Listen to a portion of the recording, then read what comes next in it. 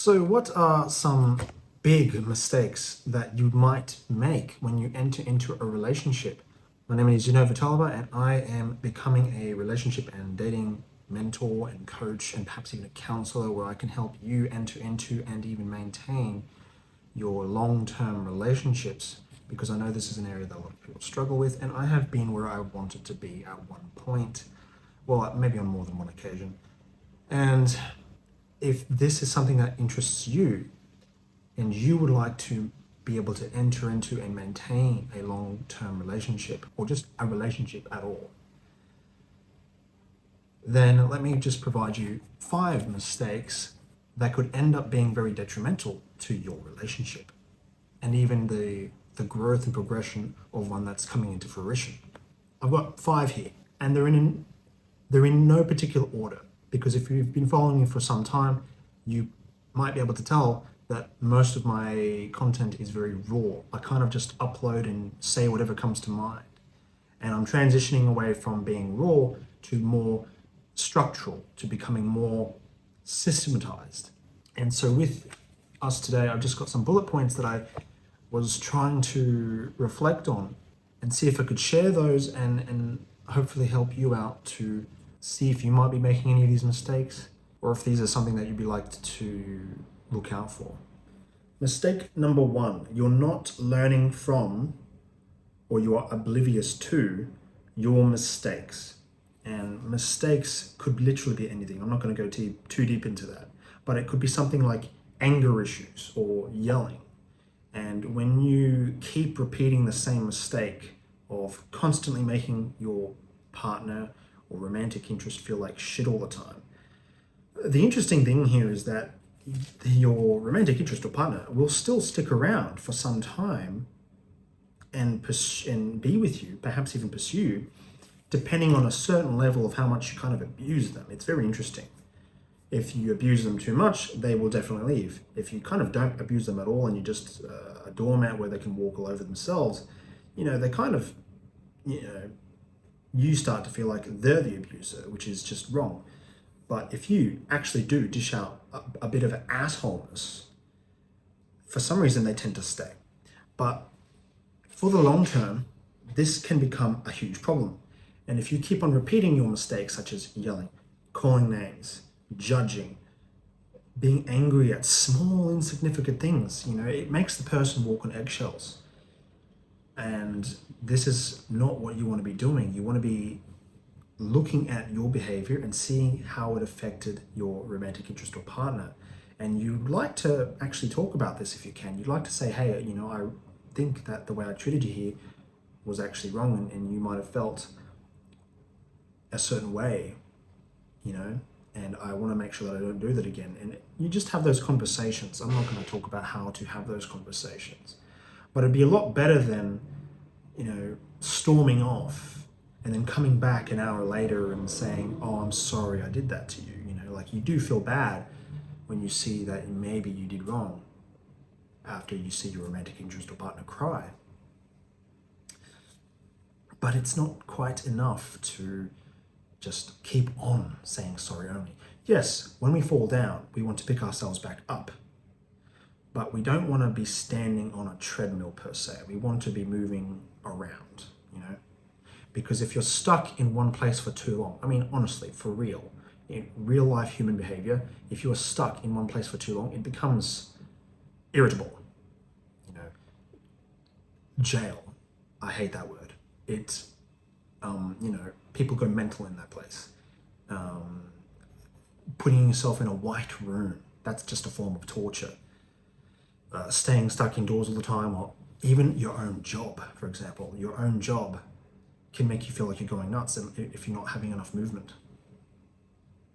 And so if you're not moving away from the same repeated errors all the time, it's going to take an emotional toll down the track. Mistake number 2, choosing violence over mercy. So we were talking about these mistakes. Now, violence, you might think to the top of your head that violence is purely physical. And for the most part, yes, I would say about 80% of violence we can attribute this to physical violence. But there are other forms of violence as well. In places such as Australia, Violence can literally be described as anything. I don't even want to look at that. But there are valid points to be made about the terms they like to associate with violence, and yelling and things along those lines. You can definitely regard it as a form of violence, some type of emotional abuse, withholding money, for example. This does depend on a person's interpretation. It's not like purely black or white. One person might think, oh wow, this person's trying to stop me from having a job or withhold my money, while the other person doesn't think like that at all. So it really depends on a person's perception of what the treatment that you're giving them looks like. But let's say you are choosing violence over mercy. So when your partner does something wrong, or your romantic interest has done something wrong, you have the capacity to inflict punishment on them. And you might feel justified, and you might feel as though you have a good reason for dishing out punishment. This can mean walking away. This can mean being stone cold silent. This can mean, packing up and leaving. This can mean getting angry. This can mean scolding, and it can mean withdrawing assets and things like this. But if you are a merciful partner, you know that you have the capacity to do these things, but you choose mercy instead. And this basically means you're acting out of kindness. You're going to prevent or disallow the continuation of certain mistakes. You're not going to make certain agreements that favor the breeding grounds for those mistakes. And you're just going to sit with the mistake in silence and accept the mistake for what has happened, rather than beating up, not physically, beating it out emotionally of yourself and the other party. Because when you make a mistake, you don't want to be inflicted with punishment. You want people to understand where you were coming from, why you made a mistake. And when you make mistakes, it's never really your fault, is it? Like when you make a mistake, a lot of the time, you just simply don't know. And actually, I would dare say that if I had to say one of the biggest mistakes in relationships is not knowing. That is one of the most, I would say, fundamental grounds for the destruction of a relationship. And even just your entire future life, not knowing. Let's put this as number 3, because this one actually just came to me. Not knowing. Not knowing is like you're kind of in your own head a lot of the time, and you're trying to figure things out. You might be overthinking, like me a lot of the time, or I was a lot of the time. I still overthink a fair bit, I think. I still try to intellectualize a lot of the time. But this form of not knowing, like you just don't know the answers, it's something that you constantly beat yourself up about. And when you are in a position where you don't know something, you're not certain, you have a huge lack of information, you feel as though you're stupid perhaps, you even beat yourself up as a result of not knowing things. This rubs off on the relationship, it contaminates the relationship, and it kind of boils over time, like it increases in intensity. And this state of not knowing, this obliviousness,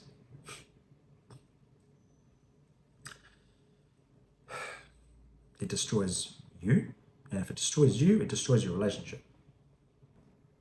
Mistake number 4, having a fixed mindset. Now, this one is still new for me too, but it's something that you're kind of oblivious to as well a lot of the time. When we're talking about like not knowing shit, I would imagine that people who have a fixed mindset a lot of the time don't even realize what the hell that even means, how that operates, why it's a big deal, why should they care?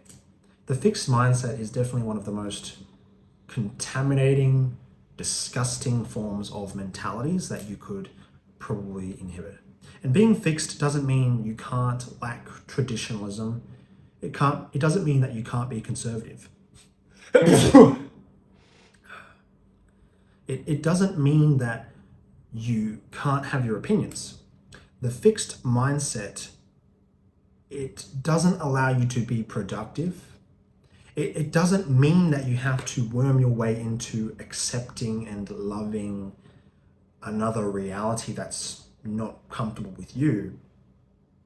But it does mean traversing that ground, and it does mean exploring it, and it does mean being at one with more than one reality. And you are able to kind of become one with multiple realities, if this makes sense. So it's kind of like making informed decisions, I suppose. It's like, well, now that I see what this is like, is this something that I want to allow in my vicinity, you could say? It's like making informed decisions. It's like if you read the contents or the labels and the ingredients on the back of a cartridge or something, is this something that you would like or allow to continue putting up with, surrounding yourself with, consuming? Because who you are is ultimately what you consume. Your reality, who you are as a person, is excremented by whatever you consume. So people say you are what you eat, you are who you surround yourself with. And if this is the kind of thing that you surround yourself with, then it's like someone with discernment will know that that's a very real possibility, that if you continue to surround yourself with people who have strong spiritual issues or have strong lack of moral direction, you're going to absorb that environment. The growth mindset, the easiest way to get into the growth mindset is to just start learning and enjoying learning. I never went to school personally. I actually did hate school when I was growing up, like homeschooling. I never actually enjoyed it. I hated it.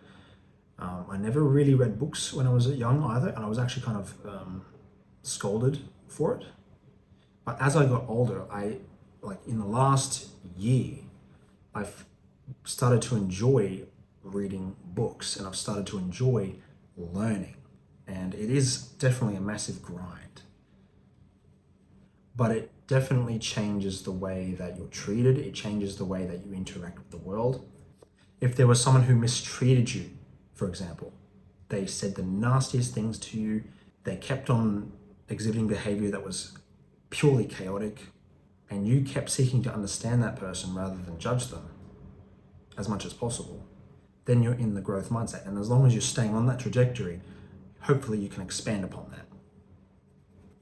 There is a video on YouTube you can look up called The Fixed Mindset versus the Growth Mindset. It's actually a good video to get yourself started on what the hell that looks like. And if you have a fixed mindset or remnants of a fixed mindset, because even myself have some remnants that I don't even know what those are yet. When you watch this video on YouTube called The Fixed Mindset versus the Growth Mindset, if you have remnants of the fixed mindset, you're going to feel like this grindy feeling whenever the growth mindset starts saying things like, I love to count how many steps I take to climb up the set of stairs. And in the fixed mindset, you're like, why the hell would I do that? But the growth mindset is just purely doing it for fun. Let's move on to mistake number 5. Not going out on dates after entering into a relationship. So when we're already in the so-called dating phase, I don't think we need to be making any official labels and saying, oh, we're dating, etc. That's only a label that you might start saying after being in an official relationship, perhaps. But perhaps it's just better to not start using labels. But when you are going out and you are learning about each other, this is the whole point about dates, is that you're just spending time together, learning about each other. You're talking about your family history. You're talking about what you like to do when you progress in the future, when you grow older, etc. You are talking about your past experiences, things like this, and pains and struggles and things like this. And you enjoy each other's time for the most part, hopefully. And this can go wrong very quickly if you start pointing out flaws in the other party, such as like they don't shave their legs. Or this could go bad really quickly if you are reminiscing over another party and you actually tell them this, like, I miss my ex-girlfriend, I'm thinking about another woman, I'm in so much pain, etc.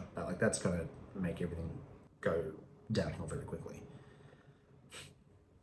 But the problem is when you are already in a committed relationship, even if you have children, for example, and you hate going out, you don't like doing things together anymore, you just like to kind of bum around, you kind of like I don't know, even just being introverted too much, you don't go out on dates. You stop even just going to the restaurants. Like, this is a huge problem. Why are we going to restaurants just to eat when we could just be learning about each other? And this is what it means to listen to.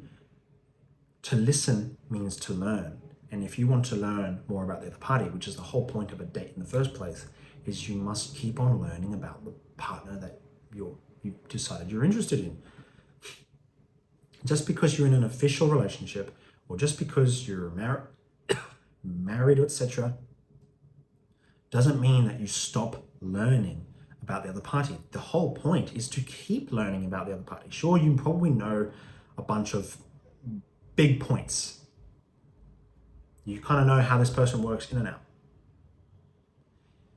Even if it's potentially distasteful. And you might find yourself growing apart too as things change, but it's important to keep on learning. No matter what is happening, you want to keep on learning and you want to keep on adjusting, which is going to lead us into our next point. Mistake number 6. Compromising your integrity for the relationship or in the relationship. So compromising your integrity basically means you're wearing one black shoe and one brown shoe, which is essentially a compromise. You're too perhaps overly committed into the relationship. So maybe your partner is expressing much less interest. They don't care, and it's very difficult to accept that.